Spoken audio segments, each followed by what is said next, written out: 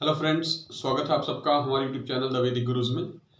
आज वैदिक gurus class 12th के बच्चों के लिए एनसीईआरटी बुक का 7th चैप्टर इंटीग्रेशन एक्सरसाइज 7.2 के क्वेश्चंस जो हमारे बचे हुए क्वेश्चन नंबर 31 to 39 वो सॉल्व करेंगे। वीडियो शुरू करने से पहले हमारा चैनल द वैदिक गुरुज अगर आपने अभी तक यूट्यूब से सब्सक्राइब नहीं किया है तो अभी सब्सक्राइब कर लें, वीडियो को पूरा देखें और लाइक जरूर करें। आइए शुरू करते हैं। देखिए क्वेश्चन नंबर 31 है हमारे पास, integral sine x upon 1 plus cos x whole square into d x. आपने इस फंक्शन को इंटीग्रेट करना है तो बिल्कुल पहले की तरह ही कर रहे हैं। देखिए जो हमें सब्स्टिट्यूशन लगानी होती है, लेट करना होता है फंक्शन, वो हम यहां पर ले रहे हैं। डिनोमिनेटर में ब्रैकेट में लिखा है 1 प्लस कॉस एक्स। अगर हम इसको पुट कर लें 1 plus cos x is equal to t, एक नया वेरिएबल की फॉर्म में ले लिया। तो जब डेरिवेटिव लिखेंगे, देखिए 1 का डेरिवेटिव 0, कॉस एक्स का derivative minus sine x into d x is equal to d t आ रहा है। तो साइन एक्स डी एक्स की जो वैल्यू है, ये जो माइनस साइन है ये उधर चला जाएगा, माइनस डी टी बन जाएगी। यानी ये जो स्टेटमेंट में न्यूमरेटर में साइन एक्स डी एक्स लिखा है इसकी वैल्यू हमारे पास माइनस डी टी है। तो देखिए क्या बनेगा, function of integral 1 upon 1 plus cos x को हमने टी लिया था, टी और उसका स्क्वायर लगाना तो टी स्क्वायर, और ये बन गया है डी टी। तो आप इसको लिख सकते हैं integral t raise to power, ये जो टी स्क्वायर डिनोमिनेटर में है ऊपर जाके पावर -2 हो जाएगी इंटू डी टी। और जब इंटीग्रेट करेंगे तो पावर में एक ऐड -2 + 1 और पावर से डिवाइड यानी -2 + 1 और साथ में plus c constant of integration.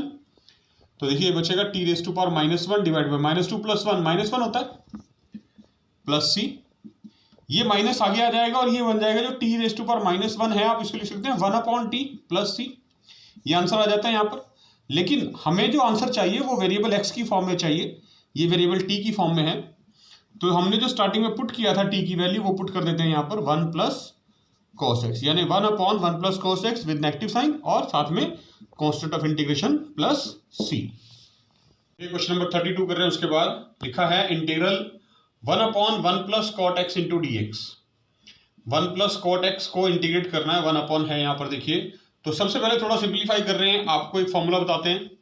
Class 10th में आपने पढ़ा हुआ है कॉट एक्स की वैल्यू क्या होती है, cos x upon sine x. ये वैल्यू यूज कर लेंगे आप यहाँ पर।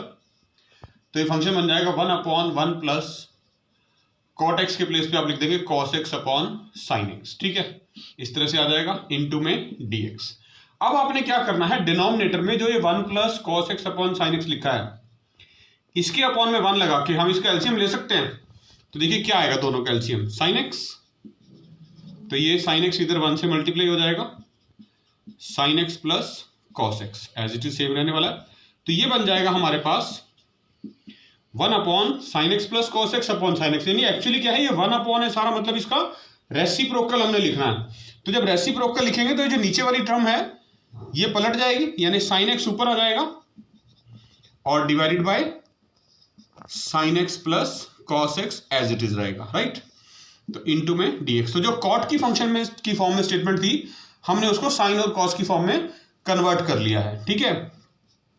अब क्या करेंगे, अब हम कर रहे हैं multiply and divide by 2, multiply and divide by 2। तो देखिए क्या कर रहे हैं, इंटीग्रेशन बाहर 1 अपॉन 2 लिख देते हैं, 2 से डिवाइड कर दिया और अंदर 2 से मल्टीप्लाई, यानी 2 sine x upon sine x plus cos x into d x, और ये बन जाएगा further is equal to 1 upon 2।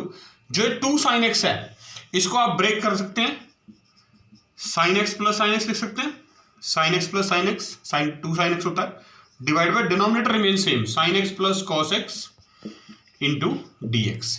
यहां पर अब आपने क्या करना, देखिए फिर से लिख रहा हूं ये स्टेप में यहाँ पर 1 अपॉन 2 इंटीग्रल, हमने 2 साइन एक्स को ब्रेक करके लिखा था sign x plus sine x की फॉर्म में, और जो डिनोमिनेटर है वो सेम है sine x plus cos x into d x. इसका बेनिफिट क्या हुआ, एक्चुअली करना क्या चाह रहे थे, हम चाह रहे थे जो डिनोमिनेटर में sign x plus cos x है ये न्यूमरेटर में भी आ जाए किसी तरह। तो उसके लिए add and subtract cos x in numerator. Numerator में हमने जो लिखा है sine x plus sine x, इसमें कॉस एक्स एक बार ऐड करना और एक बार सब्ट्रैक्ट। तो देखिए पहले वाले साइन एक्स में हम कॉस एक्स ऐड कर देते हैं, sine x plus cos x बन गया, प्लस दूसरे वाला जो साइन एक्स है इसमें से cos x सब्ट्रैक्ट कर देते हैं, sin x minus cos x, तो plus cos x minus cos x cut जाएंगे, कोई फर्क नहीं पड़ेगा। तो इसीलिए पहले वाले sin x में प्लस कर दिया cos x हमने, और दूसरे वाले में से minus, divide by denominator remain same, sin x plus cos x into dx। अब आपने क्या करना है, देखिए जो फर्स्ट ब्रैकेट है sin x plus cos x, जो डिनोमिनेटर होता है वो दोनों टर्म्स के नीचे होता है। न्यूमरेटर में दो टर्म्स है हमारे पास, एक पहली ब्रैकेट और एक दूसरी ब्रैकेट।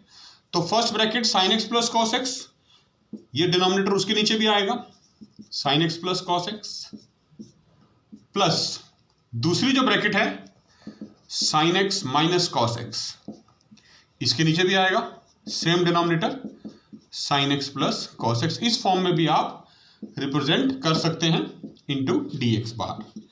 तो देखिए अब क्या बेनिफिट हुआ, ये sin x plus cos x, ये sin x plus cos x cut गए, सिर्फ 1 बचा, 1 इंटू 1, और साथ में आप चाहें तो इसको सेपरेट कर सकते हैं, 1 इंटू डी एक्स कर दिया मैंने, प्लस 1/2 फिर से अंदर इंटीग्रेशन, और ये अलग टर्म बना ली हमने, अलग से इंटीग्रेशन बना लिया, sin x minus cos x upon sin x plus cos x into d x. दो इंटीग्रेशन हो गए। अब 1/2, देखिए 1 का इंटीग्रेशन हमें पता है x होता है, तो 1/2 इंटू एक्स प्लस 1/2। ये इंटीग्रेशन सॉल्व करने से पहले हम क्या कर रहे हैं, हम यहाँ पर सब्स्टिट्यूशन लगा रहे हैं, अभी 1/2 बाद में देख लेंगे। इसको सॉल्व करना है, पुट कर रहे हैं इसके अंदर। देखिए क्या, जो डिनोमिनेटर है sin x plus cos x, ये जो डिनोमिनेटर था sin x plus cos x, इसको मान लेते हैं t। तो देखिए डेरिवेटिव लिखेंगे, sin x का डेरिवेटिव क्या आएगा cos x, और प्लस cos x का माइनस sin x इंटू में dx is equal to dt। Minus common ले लीजिए इसमें से, जैसे ही आप माइनस कॉमन लेंगे तो जो नेगेटिव टर्म है वो तो प्लस की हो जाएगी sin x, और जो पॉजिटिव टर्म है cos x वो माइनस की बन जाएगी cos x into dx is equal to dt। अब ये माइनस राइट साइड पे चला जाएगा, तो आपके पास ये बच गया है sin x minus cos x into dx is equal to dt। ये जो हमारा न्यूमरेटर था sin x minus cos x into dx is equal to, ये हमने माइनस साइन जो है राइट साइड में भेज दिया था, माइनस dt। तो देखिए यहाँ वैल्यू पुट करेंगे जब क्या बनेगा, 1/2 इंटीग्रेशन माइनस साइन आएगा, -1 अपॉन t इंटू dt। ये जो माइनस dt था मैंने इसको -1 की फॉर्म में लिख लिया, -1 upon t into dt, sin x plus cos x को t सपोज किया था। अब देखिए ये तो हमारे पास बन गया x/2, माइनस बाहर आ गया, -1/2 इंटीग्रल 1/t इंटू dt, और 1/x का इंटीग्रेशन आपको पता है, लिख भी देते हैं, याद हो जाएगा थोड़ा सा, log mod x plus c, यही यूज करेंगे, x/2 minus 1/2 log mod t plus c। Modulus का मतलब है पॉजिटिव वैल्यू आएगी log के साथ, और वेरिएबल t की फॉर्म में आ गया आंसर। हमने क्या करना है, हमने इसको वेरिएबल x की फॉर्म में कन्वर्ट करना है, और हमने ये लेट किया था t को sin x plus cos x। तो वापिस लिख देंगे यहां पर, देखिए x/2 minus 1/2 log mod sin x plus cos x plus c। तो this is the final answer. देखिए क्वेश्चन 33 कर रहे हैं, एग्जैक्टली सेम है क्वेश्चन नंबर 32 की तरह, बस वहां पर डिनोमिनेटर में 1 प्लस कॉट था, यहां पर 1 माइनस tan है। स्टेप सारे बिल्कुल वही चलेंगे, बिल्कुल एग्जैक्टली पहले वाले की तरह, सेम टू सेम। तो सबसे पहले हम इस tan x को आपके लिए कन्वर्ट कर रहे हैं साइन और कॉस की फॉर्म में। क्या होगा, tan x होता है sin x upon cos x, तो ये लिखा गया, देखिए integration 1/1 minus sin x upon cos x into dx। Upon में 1 लगा देंगे, इसका एलसीएम निकालेंगे, देखिए क्या आएगा, 1 अपॉन cos का x का, और 1 का एलसीएम आएगा cos x, तो ये लिखा जाएगा, ये cos x 1 से मल्टीप्लाई होगा, cos x minus sin x, और इंटू में dx सेम, ठीक है। अब ये 1 अपॉन लिखा है, मतलब इसका हमने रेसिप्रोकल करना है, तो इस टर्म का रेसिप्रोकल जब करेंगे तो क्या होगा, ये cos x ऊपर आ जाएगा, तो ये बन जाएगा integral cos x upon cos x minus sin x into dx। यहां तक हमने बिल्कुल सेम किया था। उसके बाद जो स्टेप आया था हमारा, वो था multiply and divide by 2, multiply and divide by 2, वो स्टेप लिख रहे हैं। देखिए यहां पर 2 से 1/2 लिख दिया हमने बाहर, 2 से डिवाइड कर दिया, 2 से जब मल्टीप्लाई करेंगे तो बनेगा 2 cos x divide by denominator को सेम रखना है, cos x minus sine x, इसमें कोई चेंज नहीं आएगा, इंटू dx, और ये 1/2 इंटीग्रेशन, जो 2 cos x आया है इसको ब्रेक कर सकते हैं आप, cos x plus cos x, पिछले क्वेश्चन में sin x आया था, यहां cos x आया, यही डिफरेंस है और कोई डिफरेंस नहीं है, बिल्कुल सेम चलेगा क्वेश्चन जैसे पहले चला था। अब हमने इस स्टेप के बाद क्या करना है, हम चाहते हैं जो डिनोमिनेटर में हमने लिखा है cos x minus sine x, ये ऊपर न्यूमरेटर में भी आ जाए, तो हम कर रहे हैं add and subtract sin x in the numerator में हम sin x को ऐड और सब्ट्रैक्ट कर रहे हैं। देखिए क्या आएगा, 1/2, जो पहले वाला cos x है ये, इसके अंदर से sin x को माइनस कर देते हैं, cos x minus sin x plus, और जो दूसरे वाला cos x है इसके अंदर sin x को प्लस कर देते हैं, cos x plus sin x, that's it. Denominator बिल्कुल सेम रहेगा, cos x minus sin x into dx। अब ये जो ऊपर हमारे पास न्यूमरेटर में दो टर्म्स आ गई हैं, डिनोमिनेटर एक है, तो इन दोनों टर्म्स के नीचे ये डिनोमिनेटर लिखा जाएगा, cos x minus sine x पहले इसके नीचे लिखा जाएगा, cos x minus sine x के, और फिर प्लस साइन बीच में, और फिर दूसरी term cos x plus sine x के नीचे लिखा जाएगा। तो देखिए लिख के दिखा रहे हैं आपको, दो टर्म्स की फॉर्म में स्प्लिट हो जाएगा। पहली टर्म आएगी cos x minus sine x upon cos x minus sine x, बीच में प्लस साइन, और दूसरी टर्म थी cos x plus sine x upon cos x minus sine x. ठीक है, इस तरह से बन गया हमारे पास ये। अब इसको लिखने का क्या एडवांटेज हुआ, जो हमारे पास cos x minus sine x first term है, ये देखिए कैंसिल होगी, क्या बचेगा यहां से, इंटेग्रल 1, और सेपरेट भी कर देते हैं, इंटीग्रेशन 2 बना देते हैं प्लस साइन के साथ, ये 1/2 इधर मल्टीप्लाई हो जाएगा, इंटेग्रल ये सेम रहने देते हैं, cos x plus sine x upon cos x minus sine x into dx। यहां पर अब हमने पुट करना है इसको, डिनोमिनेटर को put cos x minus sine x is equal to t मान लेते हैं, अलग वेरिएबल।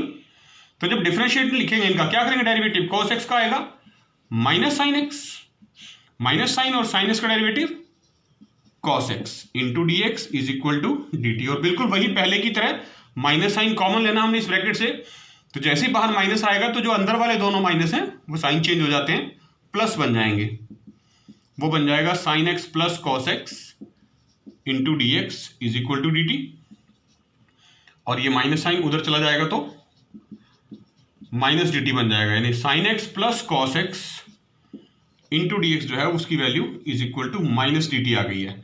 तो ये जो न्यूमरेटर में हमने लिखा था cos x plus sine x into d x, इसकी वैल्यू माइनस डी टी आ गई। तो देखिए ये वाला स्टेप कर रहे हैं 1/2, 1 का इंटीग्रेशन हमने लिखा था x प्लस 1/2 इंटीग्रल, इसकी वैल्यू -1, और ये हमने t लेट किया था -1/t इंटू डी टी। बिल्कुल पहले की तरह सेम क्वेश्चन है, जैसे क्वेश्चन नंबर 32 में आया था वैसे ही आएगा इसमें भी। तो ये बन जाएगा x/2, ये माइनस बाहर आ जाएगा 1/2 integral 1/t into D t. और आपको फॉर्मूला पता है बेसिक इंटीग्रेशन का कि जो 1 फंक्शन होता है 1/x dx, उसका डेरिवेटिव इंटीग्रेशन होता है log mod x plus c, constant of integration. तो यहां भी वही लगेगा x/2 माइनस 1/2 इंटू में log mod t plus c। Modulus t का मतलब है कि मॉडुलस के अंदर जो भी फंक्शन है, जो भी वैल्यू है, वो यानी log के साथ हमेशा पॉजिटिव रहने वाली है, log के साथ कभी भी नेगेटिव वैल्यू नहीं आएगी। ये तो t की फॉर्म में आ गया, हमने इसको x की फॉर्म में कन्वर्ट करना है, वेरिएबल x की फॉर्म में। तो t की जो वैल्यू हमने सपोज की थी वो पुट कर देते हैं, वो थी cos x minus sine x modulus sine के अंदर, और साथ में constant of integration plus c। देखिए क्वेश्चन नंबर 34 सॉल्व कर रहे हैं। लिखा है integral square root of tan x है न्यूमरेटर में और डिनोमिनेटर में है sin x multiply cos x। तो हम क्या करेंगे, देखिए जो रूट में tan x है इसी फॉर्म में क्वेश्चन को कन्वर्ट करने की कोशिश करते हैं। जो डिनोमिनेटर में लिखा है sin x cos x, मैं इसी को लिख रहा हूं multiply and divide by cos x in denominator. सिर्फ डिनोमिनेटर के अंदर हम cos x से मल्टीप्लाई करेंगे और cos x से ही डिवाइड करेंगे। तो देखिए किस तरह से बनेगा फंक्शन, ये बन जाएगा रूट tan x, न्यूमरेटर बिल्कुल सेम रखना, कोई चेंज नहीं होगा। डिनोमिनेटर में sin x है, cos x से तो डिवाइड करना है, तो देखिए डिवाइड कर दिया sin x upon cos x, ये साथ में cos x है और cos x से मल्टीप्लाई भी करने के लिए कहा गया तो इनटू में cos x एक और लिख देंगे, ये dx एज इट इज रहेगा। क्या बनेगा, root tan x divide by ये जो sine x upon cos x है ये बन जाएगा टेन एक्स, और ये cos x multiply cos x जो है ये बन जाएगा cos square x into dx। अब आपने क्लास 10 में पढ़ा हुआ है कि 1 अपॉन cos x जो होता है वो किसके इक्वल होता है, सीकेंट x, क्योंकि सीकेंट और cos एक दूसरे के रेसिप्रोकल होते हैं। तो हमने यहां पर 1 अपॉन cos स्क्वायर लिखा, ये रूट से रूट कैंसिल हो जाएगा, ये 1 अपॉन रूट टेन एक्स बच जाएगा नीचे, और यहां पर ये 1 अपॉन जो cos स्क्वायर है इसको लिख लेंगे हम सीकेंट स्क्वायर x dx। ठीक है, अब हमने यहां पर सब्स्टिट्यूशन लगा देनी है। क्या सब्स्टिट्यूशन लगेगी, हम पुट कर लेंगे tan x is equal to t, तो tan x का derivative secant square x dx is equal to dt। ये सब्स्टिट्यूशन लगाने के बाद देखिए जो हमारे पास ये सीकेंट स्क्वायर x dx है ये तो बन जाएगा dt, और ये बन जाएगा 1 अपॉन रूट टी, क्योंकि tan x को t माना है, इंटू dt। इसको आप लिख सकते हैं t raise to power 1/2 into dt root को, और टी रेस टू पावर 1/2 ऊपर जाके t raise to power -1/2 into dt बनेगा। अब इंटीग्रेशन क्या कहता है, बेसिक रूल, पावर में एक ऐड पावर से डिवाइड, यानी -1/2 + 1 डिवाइड बाय -1/2 + 1 और प्लस c। तो -1/2 + 1 यानी -½ + 1 +½ t raise to power 1/2 divide by 1/2 plus c, ये 2 ऊपर आके मल्टीप्लाई हो जाएगा, यानी ये बन जाएगा 2 t raise to power 1/2 plus c। अब ये वेरिएबल t की फॉर्म में आ गया, हमने x की फॉर्म में लिखना है, और t को हमने लेट किया था tan x, तो जो 1/2 है ये पावर ये बन जाएगी रूट और t की value tan x plus c। इस तरह से आंसर आ जाएगा। क्वेश्चन नंबर 35 पे चलते हैं। देखिए क्वेश्चन नंबर 35 में लिखा है इंटेग्रल 1 + log x का whole square into x, denominator में है हमारे पास, इंटू में dx। तो हमने क्या करना है, ये जो ब्रैकेट है 1 + log x इसको पुट कर लेना, 1 + log x, इस पूरी ब्रैकेट को t पुट कर लिया हमने। क्या बेनिफिट होगा देखिए उसका, जब हम डेरिवेटिव लिखेंगे 1 का डेरिवेटिव क्या होता है 0, log x का 1 अपॉन x, साथ में dx is equal to dt। तो एडवांटेज ये हुआ कि 1 अपॉन x dx की जो वैल्यू है वो dt के इक्वल आ गई, यानी ये जो 1 अपॉन x dx है ये dt बन जाएगा। तो जो स्टेटमेंट कन्वर्ट होगी वो बन जाएगी t स्क्वायर इंटू dt, क्योंकि 1 + log x का होल स्क्वायर लिखा है और 1 + log x को हमने t मान लिया था, तो टी स्क्वायर dt आ गया। अब इंटीग्रेशन क्या होगा, पावर में एक add 2 + 1 divide by the power यानी 3 प्लस c, तो ये आंसर हो गया t³ अपॉन 3 + c, और t की वैल्यू वापस पुट कर देंगे यहां पर 1 + log x whole cube upon 3 plus c। देखिए क्वेश्चन नंबर 36 कर रहे हैं एक्सरसाइज 7.2 का ही। हमारे पास गिवन है x + 1 into x + log x whole square upon x into dx। ये स्टेटमेंट है, थोड़ा सा मॉडिफाई कर लेते हैं। ये जो डिनोमिनेटर में x लिखा है क्योंकि मल्टीप्लाई में है तो एक ही टर्म है सारी की सारी, इसके नीचे लिख लेते हैं x + 1 अपॉन x, ऐसे कंबाइन कर सकते हैं आप इसको, और ये ब्रैकेट एज इट इज रह जाएगी x + log x whole square into dx। अब क्योंकि यहां पर प्लस साइन है बीच में, तो अब आप इसको स्प्लिट कर सकते हैं, यानी आप इसको x upon x + 1 upon x भी लिख सकते हैं, इंटू में ये टर्म बिल्कुल सेम रहने वाली है x + log x whole square into dx। इसका एडवांटेज क्या होगा, देखिए अब जो हमारे पास ये x अपॉन x है ये कट गया, क्या बचेगा, इंटेग्रल यहां बचेगा 1 + 1 upon x into x + log x whole square into dx। अब इस मॉडिफिकेशन का फायदा क्या हुआ, बहुत एडवांटेज होगा। देखिए जो ब्रैकेट है इसको पुट कर लेंगे हम x + log x is equals to t, ये पूरी ब्रैकेट को हमने t ले लिया है, और जब डिफरेंशिएट करेंगे तो x का डेरिवेटिव 1 और log x का प्लस 1 अपॉन x, बाहर dx is equal to dt। यानी ये जो ब्रैकेट है 1 + 1 अपॉन x और ये dx, ये पूरा का पूरा जो है ये बन गया है dt, और x + log x को हमने t मान लिया, तो ये आ जाएगा t स्क्वायर इंटू dt, क्योंकि इसका होल स्क्वायर है। और आपको पता है इसका इंटीग्रेशन क्या होता है, पावर में एक ऐड पावर से डिवाइड, और जैसे ही पावर 2 है उसमें एक ऐड करेंगे तो 3 बन जाएगा, 2 + 1 3, तो इंटीग्रेशन आ गया t³ अपॉन 3 प्लस c। ये वेरिएबल t की फॉर्म में आंसर आ गया, हम वेरिएबल x की फॉर्म में चाहते हैं, तो जो हमने सब्स्टिट्यूशन लगाई थी x plus log x equal to t, वापिस वैल्यू पुट कर देंगे x plus log x whole cube upon में 3 प्लस c, राइट। अब करेंगे क्वेश्चन नंबर 37। देखिए वहां पर स्टेटमेंट है एक्स क्यूब इंटू साइन और एंगल है साइन का tan इनवर्स x की पावर 4, डिनोमिनेटर में लिखा है 1 प्लस एक्स 8। तो यहां पर जो सब्स्टिट्यूशन लगाएंगे देखिए वो हम कर रहे हैं, जो साइन के साथ एंगल लिखा है ब्रैकेट में क्या है, tan inverse x4 is equal to t. अब tan इनवर्स x का डेरिवेटिव क्या होता है नॉर्मली, अगर मैं यहां फॉर्मूला लिखूं d by d theta of tan inverse theta, formula आपको पता x की फॉर्म में लिख लेते हैं अभी, tan इनवर्स x जो आपने याद किया वो उसी फॉर्म में लिख रहा हूं 1 upon 1 plus x square. Actually जो एक्स स्क्वायर है ये एंगल का स्क्वायर है, जो भी हमारा एंगल है उसका हम स्क्वायर कर देते हैं डिनोमिनेटर में। तो यहां पर हमने ये पुट किया, जब मैं इसका डेरिवेटिव लिखूंगा तो क्या होगा 1 अपॉन tan इनवर्स एक्स का डेरिवेटिव देखिए इसका लिख रहे हैं 1 अपॉन 1 प्लस ये जो भी एंगल लिखा है x raise to power 4 angle, इसका स्क्वायर कर देते हैं, ठीक है, into derivative of the angle. Derivative of angle कितना है एक्स रेज टू पावर 4, और इस सारे के साथ में क्या लिखना है dx is equal to right side में क्या आएगा dt। तो ये क्या बन गया देखिए x4 का जो डेरिवेटिव होगा वो होगा 4x क्यूब, वो तो न्यूमरेटर में आ जाएगा। 1 प्लस x4 की पावर 2 लगाइए, पावर्स मल्टीप्लाई होती है तो 4 मल्टीप्लाई टू 8 हो जाएगा, यानी 1 plus x raise to power 8 into d x is equal to d t. अब ये 4 एक्स्ट्रा है, ये हमारे जो स्टेटमेंट है उस पर फंक्शन में नहीं है, तो ये 4 इसके साथ आ जाएगा इधर राइट साइड में, तो ये बन जाएगा x cube upon 1 plus x raise to power 8 into d x जो है वो 1 अपॉन 4 डी टी बन जाएगा।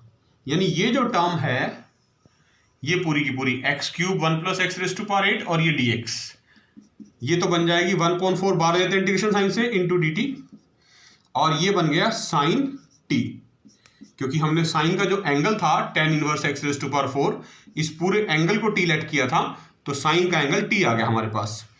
अब इंटीग्रेशन आपको पता है साइन एक्स का इंटीग्रेशन क्या होता है माइनस कॉस एक्स और plus c, constant of integration वही लगाएंगे 1/4 साइन टी का integration minus cos t plus सी।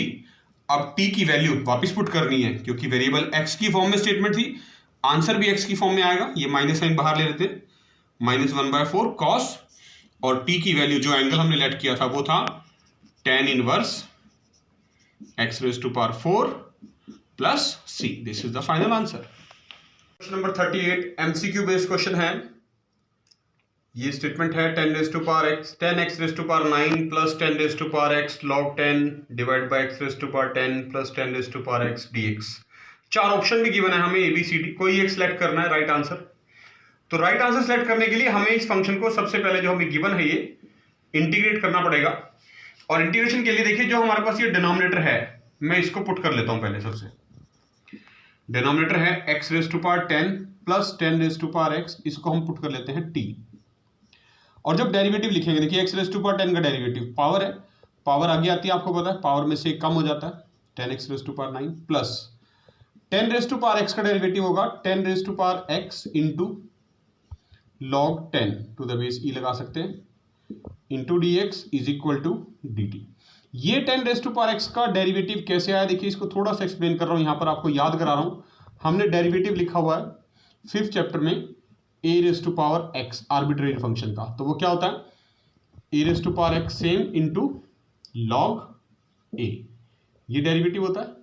यही हमने यूज किया यहाँ पर a raise to power x, यानी a के प्लेस पे 10 है तो 10 raise to power x into log a लिखना होता है तो log 10 लिख दिया हमने into d x equal to d T.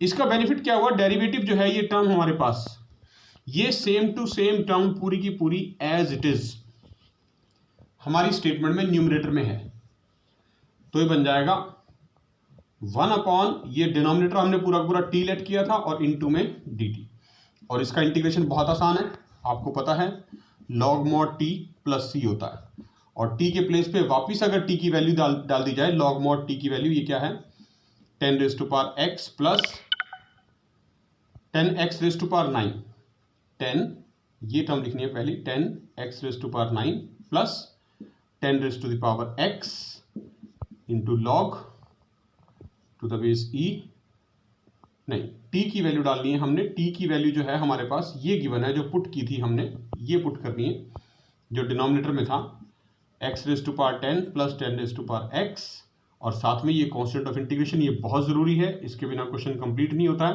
तो प्लस c। अब हमें ये चेक करना है कि हमारे पास ये जो फंक्शन गिवन है लॉग, और मॉडुलस के अंदर जो टर्म है हमेशा पॉजिटिव होती है, आपको पता है, तो आप इसको x⁻10 प्लस 10⁻x की फॉर्म में रिप्रेजेंट कर सकते हैं प्लस c लगाकर। हमें अपने चारों ऑप्शन में ढूंढना है ये कौन से ऑप्शन में अवेलेबल है। तो ये ऑप्शन है हमारे पास a, b, c और d। लॉग वाली टर्म 10⁻x प्लस x⁻10 सिर्फ ऑप्शन डी में अवेलेबल है। तो इसका मतलब हुआ इस क्वेश्चन के लिए जो राइट आंसर बनेगा 38 के लिए वो क्या बनेगा, ऑप्शन डी। एग्जैक्टली इसी पैटर्न पे क्वेश्चन नंबर 39 है, वो भी एमसीक्यू बेस्ड क्वेश्चन है। Integral 1/sin² cos² into dx है। dx यहां लिखा हुआ है तो हमने यहां लिख लिया, उससे कोई फर्क नहीं पड़ता, मल्टीप्लाई में 1 लगा सकते हैं सबके। डिनोमिनेटर में sin² cos² है। इस क्वेश्चन को सॉल्व करने से पहले एक 10th क्लास का फॉर्मूला आपको याद करा रहा हूं, जो पहली आइडेंटिटी आपने पढ़ी थी, वो थी sin² plus cos² is equal to 1 होता है। इसको यूज करेंगे, क्यों यूज करेंगे, क्योंकि डिनोमिनेटर में sin² और cos² हमें दे रखे हैं, इसलिए न्यूमरेटर में हम 1 के प्लेस पे sin² और cos² की टर्म में sin² प्लस cos² लिख रहे हैं। तो जो स्टेटमेंट है वो क्या कन्वर्ट हो गई है, sin² प्लस cos² 1 के प्लेस पे लिख दिया, divide by denominator same sin² into cos² और इंटू में dx। अब ये एक ही टर्म है, देखिए डिनोमिनेटर में मल्टीप्लाई में है sin² cos²। न्यूमरेटर में जो टर्म है यहां पर प्लस साइन लगा हुआ है, मतलब हम इसको स्प्लिट कर सकते हैं, हम इसके दो इंटीग्रेशन बना सकते हैं, दो टर्म्स लिख सकते हैं अलग अलग। तो एक बार तो sin² के नीचे लिखा जाएगा ये पूरी टर्म sin² इंटू cos², बीच में प्लस साइन, और एक बार cos² के नीचे लिखा जाएगा ये cos² के नीचे फिर से ये पूरी टर्म sin² इंटू cos² और ब्रैकेट इंटू में dx। क्या बेनिफिट हुआ, sin² से sin² कैंसिल हो गया, यहां cos² से cos² कैंसिल हो गया, क्या बचेगा, यहां से बचेगा 1/cos² प्लस यहां से बचेगा 1/sin²। अब इनके रेसिप्रोकल आपको पता है, cos और sin किसके रेसिप्रोकल होते हैं, तो जो cos x है वो क्या होता है 1/cos², किसके इक्वल होता है, sec² के, तो ये तो बन गया sec², और 1/sin किसके इक्वल होता है, cosec² के, ये बन गया cosec² इंटू dx।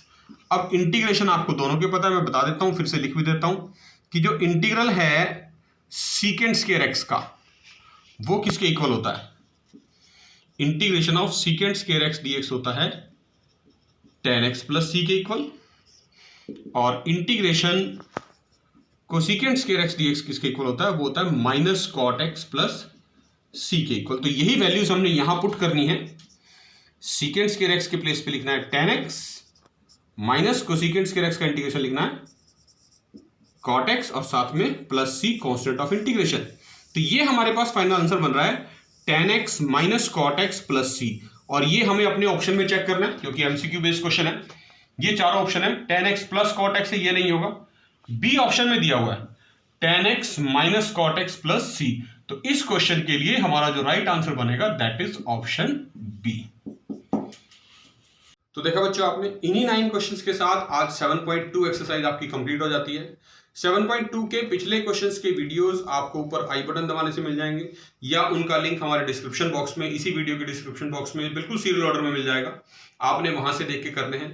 पूरी एक्सरसाइज आपने फिर से देखनी है, प्रैक्टिस जरूर करनी है, लिख के जरूर करने हैं क्वेश्चंस को, और वीडियो को पूरा देखें ताकि सभी क्वेश्चंस अच्छे से समझ में आए। लाइक जरूर करें और क्लास 12 के ज्यादातर बच्चों के साथ शेयर भी करें।